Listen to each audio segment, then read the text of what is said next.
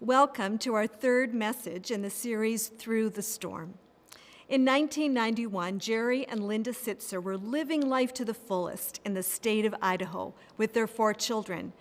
These 4 children, Catherine, David, Diana, and John, were treasured gifts born to Jerry and Linda after experiencing 11 long years of infertility.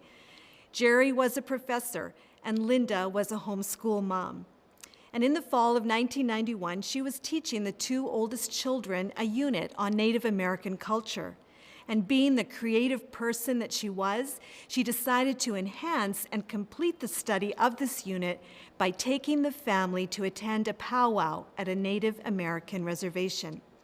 So on a Friday afternoon, they all piled into the minivan and drove to the reservation where they had planned to have dinner with the tribe and witness a powwow. Jerry's mother, Grace, was visiting for the weekend, so she joined in on the excursion.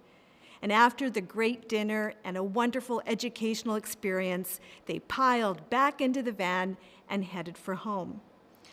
By then it was dark, and 10 minutes into the trip home, Jerry noticed the lights of an oncoming car approaching really fast.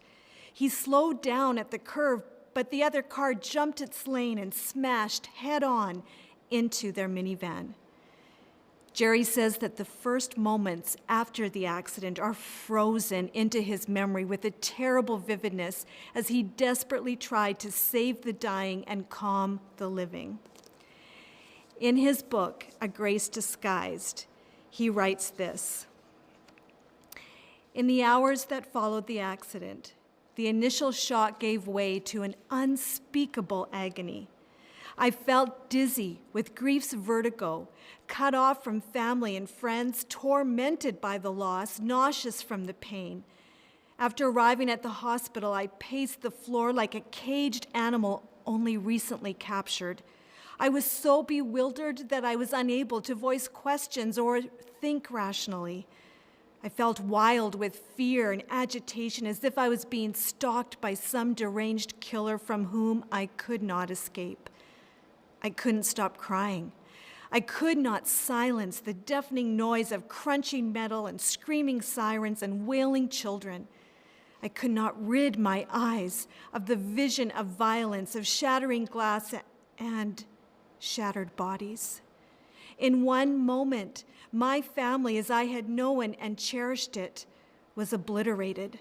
The woman to whom I'd been married for 2 decades was dead. My beloved Diana, our 3rd born, was dead. My mother, who had given birth to me and raised me, was dead. 3 generations gone in an instant. I felt punished by simply being alive, and I thought death would bring welcomed relief. How in the world would Jerry and his 3 children make it through this horrific storm of life? The words Jerry has penned in this book remind me of the words spoken by another man, a man named Job, whose book we are reading in our chapter a day Bible reading and the book that we are preaching through in this sermon series. If you are joining for the first time this month, Job's book is found in the Old Testament of the Bible. He is described as a righteous man, a man filled with integrity, a man of character. Job was wealthy, and he had a large family, 10 kids in all. But within a short period of time, Job loses everything: his wealth, all of his children, and his health. And this past week, we read these words written by Job: "My eyes are red with weeping. Dark shadows circle my eyes. My spirit is crushed, and my life is nearly snuffed out. My eyes are swollen with weeping, and I am but a shadow of my former self. My days are over. My hopes have disappeared. My heart's desires are broken. Where then is my hope? Can anyone find it? Nope. My hope will go down with me to the grave. He has demolished me on every side, and I am finished. He has uprooted my hope like a fallen tree. Darkness is all around me. Thick, impenetrable darkness is everywhere. How in the world will Job ever recover from his tragic loss? Well, there are some very profound lessons found in chapters 15 to 24 of the book of Job that are relevant and helpful for any stormy season of life. And it is my hope and prayer that it will help each of us navigate the losses that we are either currently experiencing or that we will experience in the future. But before we do that, we want to take some time to acknowledge that for the past 20 months, we all have experienced losses of one kind or another. The pandemic has stolen much from us. Celebrations, graduations, wedding dreams, jobs as we once knew them. We've experienced the loss of companionship, of handshakes and hugs, and spending an evening with close friends. And many have experienced the loss of a loved one, some prior to the pandemic, and now they were grieving in isolation. And a lot of losses happened during this pandemic. And with it came unnatural goodbyes that had to be done over an iPad or on the other side of a window. Memorial and funeral services were limited to 5 or sometimes 10 people, which meant for some that even the immediate family could not be together to grieve the passing and celebrate the life of their loved one. The service to honor their family member could be live streamed, but the supportive presence of other relatives and friends was terribly missed. Meals made to show support and care were dropped off on front steps instead of being hand-delivered to the person, and therefore they missed out on the face-to-face contact that is so needed during a time of loss. For a few months, sympathy cards were blocked off in the non-essential aisle, so even a card of condolence could not be sent or received. All of these touch points normally experienced at a time of loss were missing, which added complexity to the grief. In more recent months, larger services were able to happen, but they still looked and felt different from pre-pandemic times. Nothing felt like a normal experience. So today we want to take a few moments to acknowledge the Riverwooders who have experienced loss during this pandemic and honor their loved ones.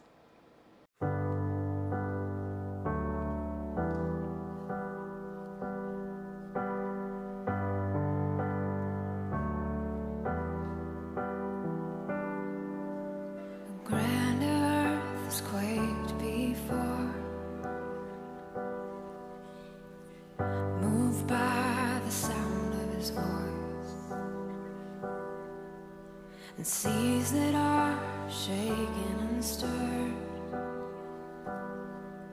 can be calmed and broken for my regard.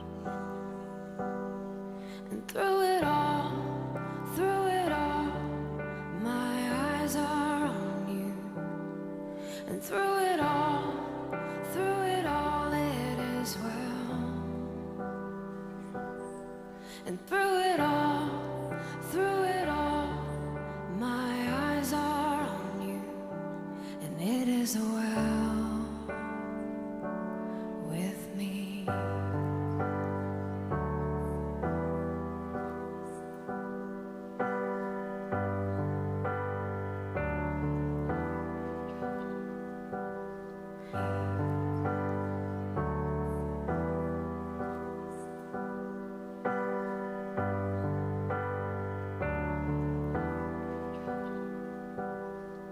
Far be it from me to not believe, even when my eyes can't see. And this mountain that's in front of me will be be thrown into the midst of the sea. And through it all, my eyes are on you, and it is well with me.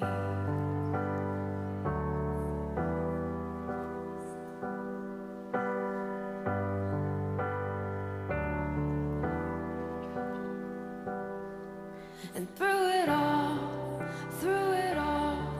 my eyes are on you.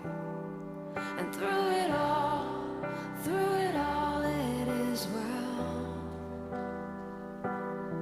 And through it all, my eyes are on you, and it is well. It is well. So let go, my soul, and trust in Him. The waves and wind still know His name. So let go, my soul, and trust in Him. The waves and wind still know His name. So let go, my soul, and trust in Him. The waves and wind still know His name. The waves and wind still know His name.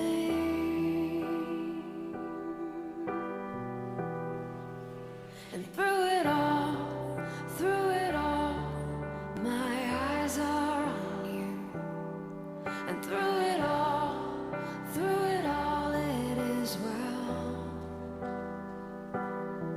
And through it all, my eyes are on you, and it is well. It is well.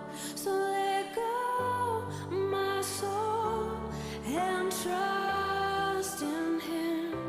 The waves and wind still know His name. So let go, my soul, and trust in Him. The waves and wind still know His name. So let go, my soul, and trust in Him. The waves and wind still know His name. The waves and wind still know His name. So let go, my soul, and trust in Him. The waves and wind still know His name. So let go, my soul, and trust in Him. The waves and wind still know His name. So let go, my soul, and trust in Him. The waves and wind still know His name. The waves and wind still know His name.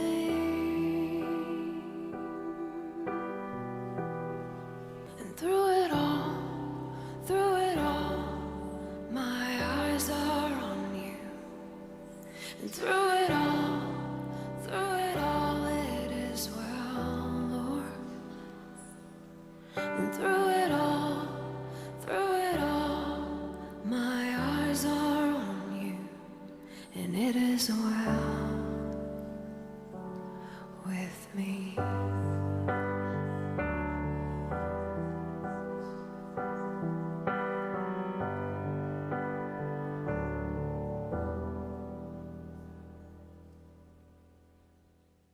Each of these photos that you've seen represent more than just the people or person in the photo. There are many family members that have been affected by the loss of these individuals. You know, Romans 12:15 says, "Mourn with those who mourn." Another version says, "Share their sorrow."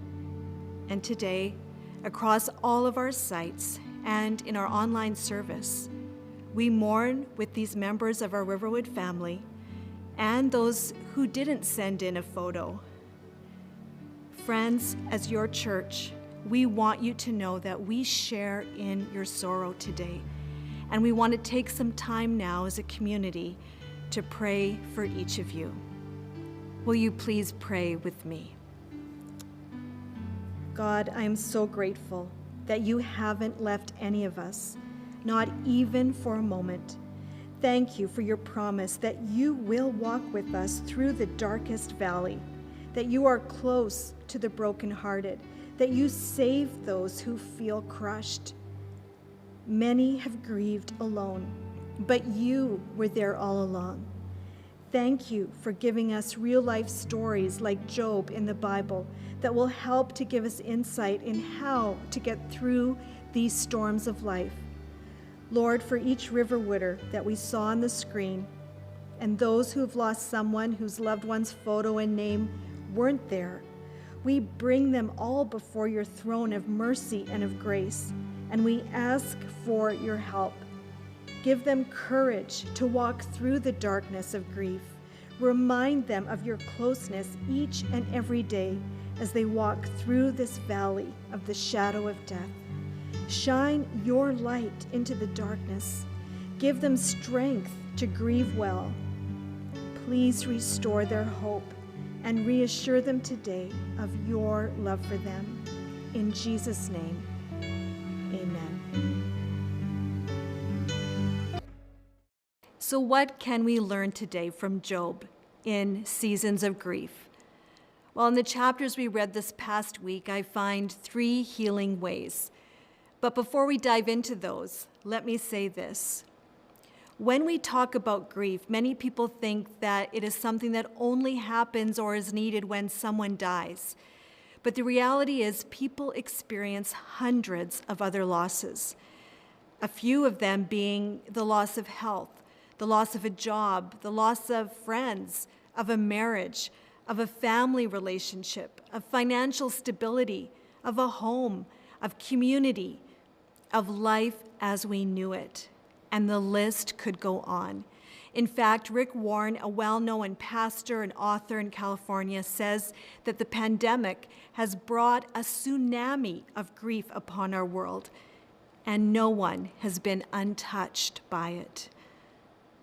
So although we've had some focus today on losses that have taken place through death, we want to acknowledge that there are many other losses in life, and we need to be equipped on how to deal with them.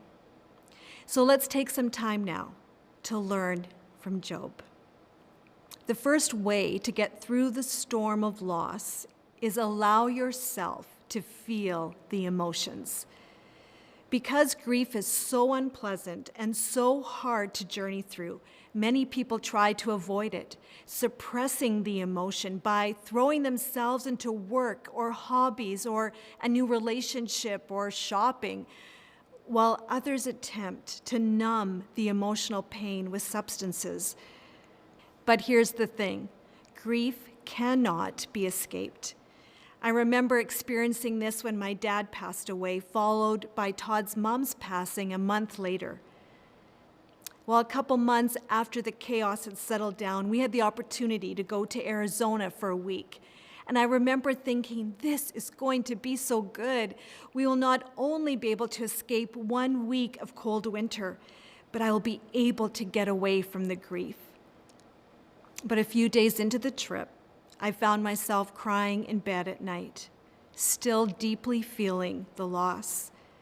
I remember saying to Todd, I was so looking forward to escaping this pain, but it has followed me here. I can't get away from it.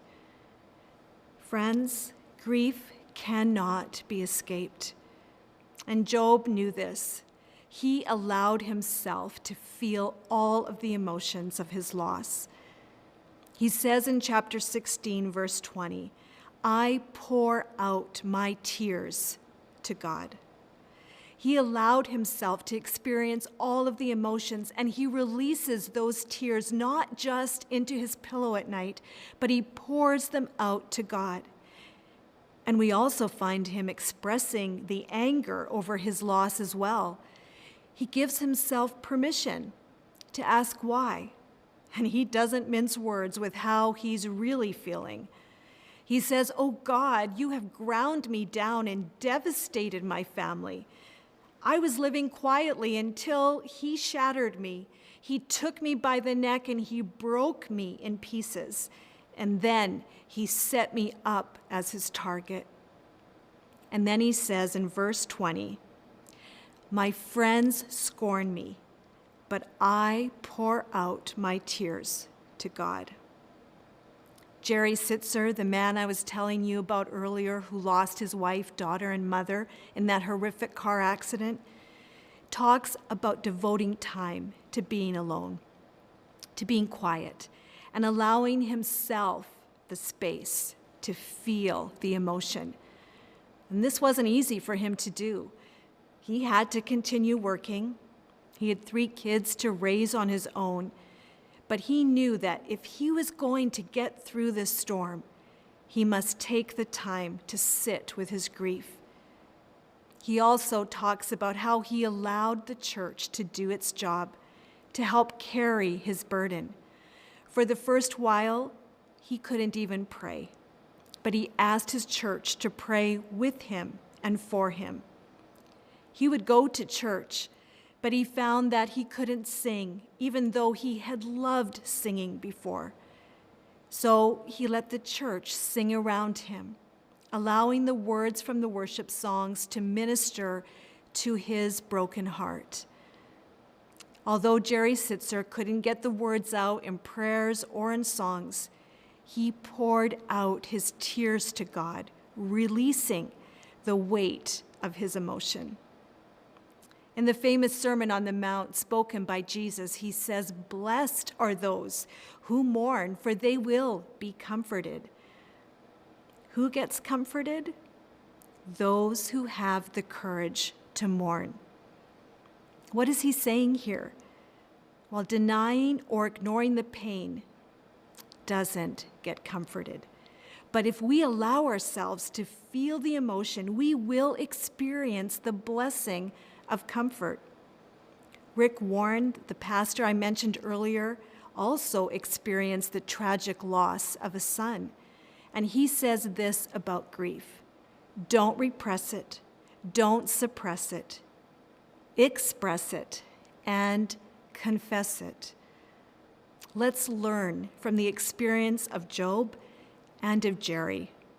Allow yourself to feel the emotion. Give the sorrow, the hurt, the questions, the anger, the fear to God, and watch him work in your life.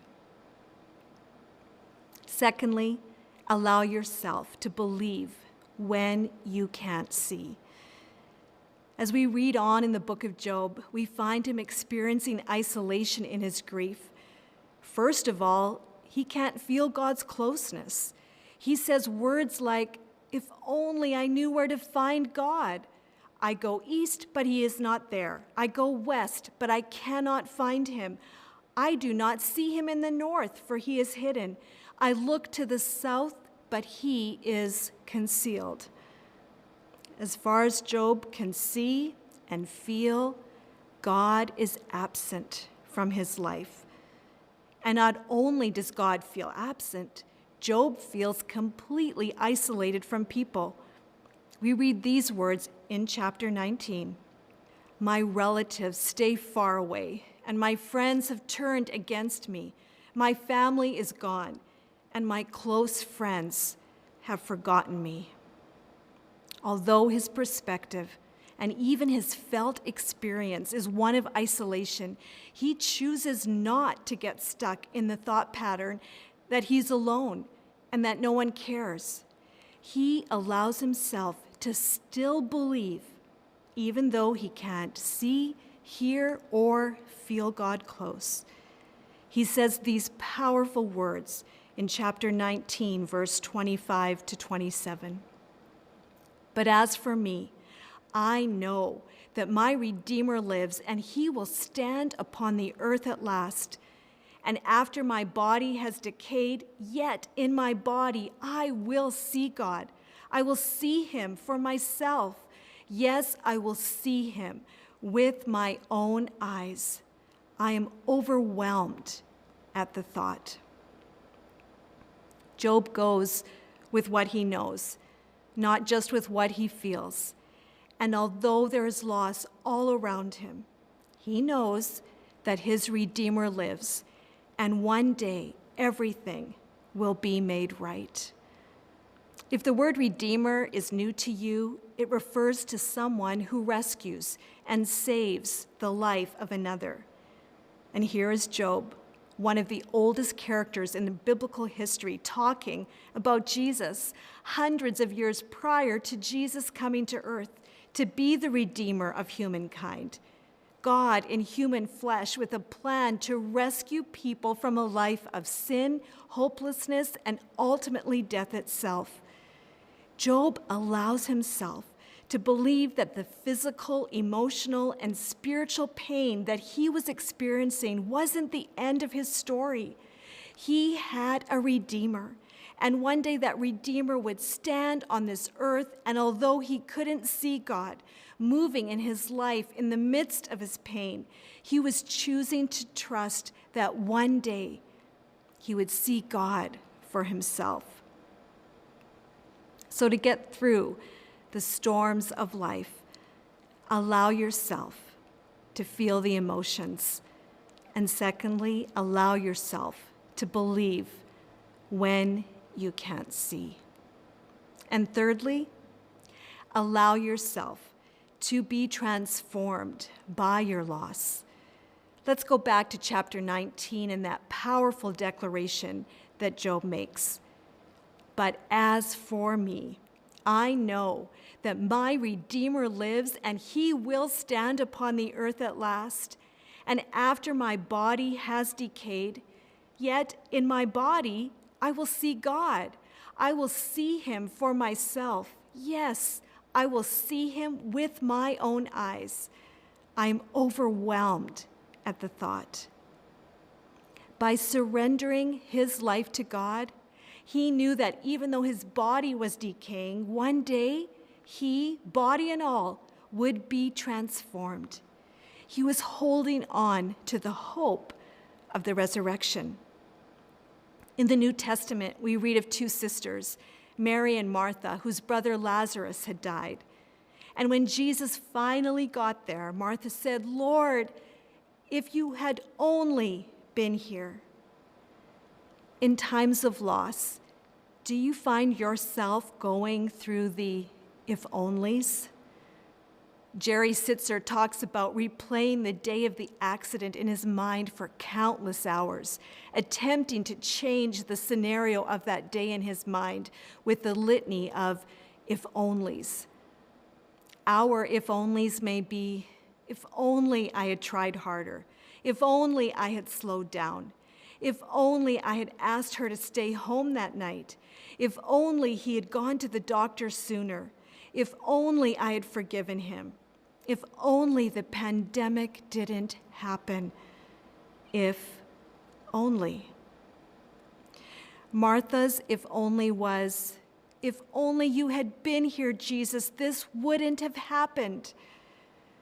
Well, as we read the story in John chapter 11, we find Jesus bringing Lazarus back to life. Martha and Mary witnessed a beautiful miracle. But would that miracle last? No. Lazarus would die at some point. Everyone is guaranteed of that outcome. But Jesus gives these women something to hang on to that would outlast the miracle, outlast life getting back to the way it was before, outlast the inevitable. Jesus says, "I am the resurrection and the life. Everyone who believes in me will live even after dying." You see, our deepest longings, are not just for a temporary fix to our pain. We long for a life where death is finally and ultimately defeated. And Jesus is the one who, through the power of God, conquered death itself and then rose from the dead to give us the opportunity and the chance for eternal life. 1 Corinthians 15:43 says, "These bodies of ours are buried in brokenness, but we will be raised in glory. We are buried in weakness, but we will be raised in strength." For Jerry, in processing the loss of 3 of the most precious people in his life, he writes, "For months, I felt shattered as a human being. I could do nothing for God and had little desire to obey him. Night after night, I sat in my living room, unable to say anything, pray anything, or do anything. I was empty of energy and desire. All I could do was let God love me. Even though I hardly believed that he loved anyone, least of all me. I had no idea how I could really believe or if I even wanted to. I had no will or desire for it, but somehow I believed that not even my weakness of faith bothered God much. God loved me in my misery. God loved me because I was miserable. And I learned from that experience that nothing can separate us from God's love, not even our inability to love him in return. That was the first time in my life that I experienced the unconditional love of God. And Jerry allowed that love to transform him.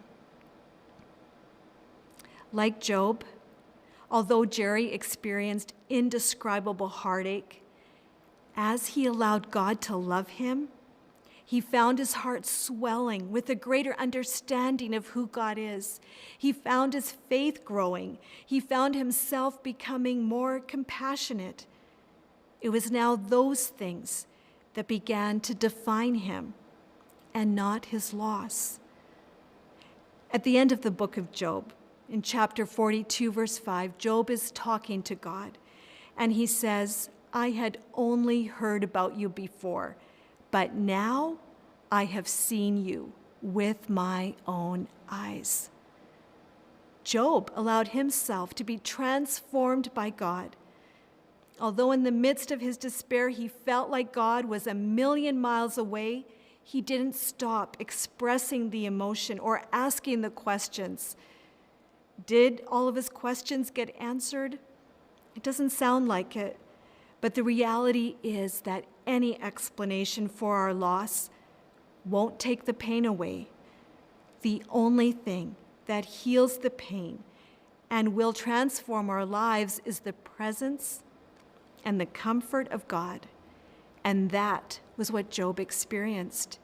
And he now saw God in a whole new light. And that takes a surrendering of our life and of our losses. But here's what we experience when we do that surrendering. Although we see death all around us, death plus Jesus equals life. Although we see sin all around us, sin plus Jesus equals salvation. And although we see heartbreak all around us, heartbreak plus Jesus equals restoration. And all of that, life, salvation, and restoration, is available to you today. If you are not a follower of Jesus right now, it begins with a prayer, asking Jesus to come into your life. And you can pray that prayer right now. Or if you would like to talk further about how to start a relationship with Jesus, we'd love to chat with you and give you some next faith steps to take. Friends, by surrendering our life and our losses to Jesus, we can have the courage to allow ourselves to feel the emotion, to allow ourselves to believe when we can't see, and to allow ourselves to be transformed by inviting Jesus into the loss.